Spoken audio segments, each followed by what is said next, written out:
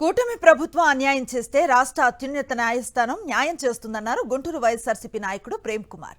రాష్ట్ర రహదారుల్లో టోల్ గేట్లు ఏర్పాటు చేయాలన్న చంద్రబాబు ఆలోచనను తాను స్కిట్ రూపంలో రీల్ చేసి సోషల్ మీడియాలో పెడితే పోలీసులు తనపై దారి దోపిడీ కేసు పెట్టి 13 రోజులు జైల్లో పెట్టి చిత్రహింసలకు గురిచేశారని ఆవేదన వ్యక్తం చేశారు ప్రేమ్ కుమార్. పోలీసులు చేసింది తప్పు అని న్యాయస్థానాలు తేల్చి చెప్పటం తనకు ఆనందంగా ఉందంటున్న ప్రేమ్ కుమార్ నుంచి మరింత సమాచారాన్ని మా ప్రతినిధి అశోక్ అందిస్తారు. ప్రభుత్వ ఆలోచనల్ని స్కిట్ రూపంలో ఒక రీల్ చేసి సోషల్ మీడియాలో పోస్ట్ చేశారు వైఎస్ఆర్ కాంగ్రెస్ పార్టీ నాయకుడు ప్రేమ్ కుమార్. అయితే పోలీసులు మాత్రం ఆయన పైన దారి దోపిడీ కేసు పెట్టారు.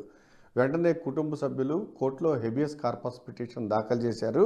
అయితే ఆ హెబియస్ కార్పస్ పిటిషన్పై విచారణ జరుగుతుంది. పోలీసుల పైన కోర్టు తీవ్రమైన వ్యాఖ్యలు చేసింది, ఆగ్రహించింది. అసలు ఆ రోజు ఏం జరిగిందో మనతో ప్రేమ్ కుమార్ ఉన్నారు, ఆయన అడిగి చేసుకున్నాం.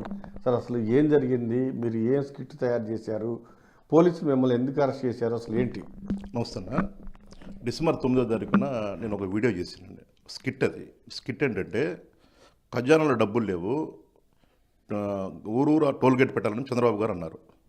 కాకినాడలో పవన్ కళ్యాణ్ గారు రోడ్ల మీద గుంతలు పూడ్చాలంటే డబ్బులు లేవని చెప్పడం జరిగింది.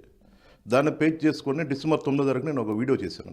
సెటరికల్ స్కిట్ చేస్తే ఆ స్కిట్ బేస్ చేసుకొని నా మీద దారి దోపిడీ కేసు పెట్టి నేను అరెస్ట్ చేసి కర్నూలు తీసుకెళ్ళిపోయి పోలీస్ ట్రైనింగ్ సెంటర్లో వేసి నా కాళ్ళకు చేతికి బేడీలు వేసి నన్ను బూట్కాలతో కొడతా. నా కొడక నీ వెనక ఎవరున్నారంటే నేను చేసి తప్పేంటండి? నేనేమన్నా దారి దోపిడీ ఏం చేసినా? 9వ తారీఖు నేను వీడియో చేసి అప్లోడ్ చేస్తే నా మీద 9వ తారీఖు కేసు పెట్టారు, 12వ తారీఖు అరెస్ట్ చేశారు. 300 దగ్గర అలా ఉంటాయి సార్. ఆ వీడియోలో అందరూ మా వాళ్ళే, బయట వాళ్ళు కాదు. నా కుర్రోళ్ళు, నా దగ్గర ఉండే కుర్రోళ్ళు. నేను ఒక స్కిట్ ప్రజలకు అర్థం అవ్వాలి. మీరు టీడీపీ పార్టీ నమ్మి ఓటేశారు, టీడీపీ ఇలా చేస్తుంది, మోసం చేస్తూ ఉంది, పార్టీ అధికారం రావడానికి పేదవారిని కోటేషన్ చేస్తూ ఉన్నారు, సంపద సృష్టిస్తూ ఉన్నారు, ఈ రోజు ఇలా మోసం చేస్తున్నారని చెప్పేసి ప్రజలకు తెలియపరిచే విధంగా 1-24 సెకండ్లు స్కిట్ అవుట్ చేశాను నేను.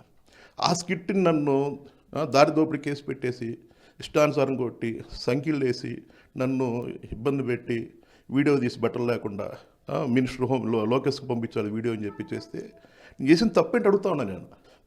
అంత దారుణంగా హింసించారంటే నేనైతే ఖచ్చితంగా వదిలిపెట్టాను సార్. 100% ఎవరైతే నన్ను ఇబ్బంది పెట్టారో, నేను తప్పు చేయలేదు, పోలీసులైనా సరే నేను న్యాయ పోరాటం చేస్తా. నేను చచ్చిపోయినా సరే నాకు ఇబ్బంది లేదు, ఖచ్చితంగా న్యాయం గెలవాలి. నేను వైఎస్ఆర్సీపీ కార్యకర్తగా రెండోసారి వైసీపీ కార్యకర్తకి ఎటువంటి అన్యాయం జరగకుండా నేను పోరాటం చేసి ఫైట్ చేస్తూనే ఉంటాను. ఇప్పుడు హెబియస్ కార్పస్ పిటిషన్ దాఖలు చేశారు, దానిపైన విచారణ జరుగుతుంది. కోర్టులు కూడా పోలీసులను తిడుతూ ఉన్నాయి, మీరు చేసింది కరెక్ట్ కాదని. ఇప్పుడు ఈరోజు మీరు కూడా చూసే ఉంటారు, మీ పిటిషన్ విచారణకు వస్తే కోర్టు కొన్ని వ్యాఖ్యలు చేసింది. అవును సార్ చూసాను సార్. నేను నా బాబాయ్ నా కొడుకు వేసాడు సార్.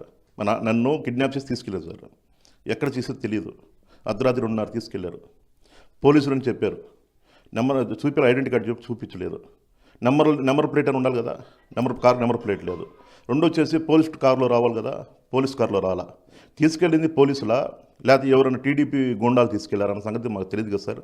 అందుకని మేము ఖచ్చితంగా హైకోర్టులో వేస్తాం, హైకోర్టులో ఫైట్ చేస్తాం, హైకోర్టులో ఖచ్చితంగా పోరాడతాం. మాకు న్యాయం చేయ వరకు వైసీపీ కార్యకర్త అన్యాయం జరగకుండా చూసుకున్న బాధ్యత కూడా చూసుకుంటాం ఖచ్చితంగా. నా పైన తప్పుడు కేసులు పెట్టిన వారిపైన ఖచ్చితంగా శిక్ష పడాలనేదే నేను కూడా కోరుకుంటున్నాను.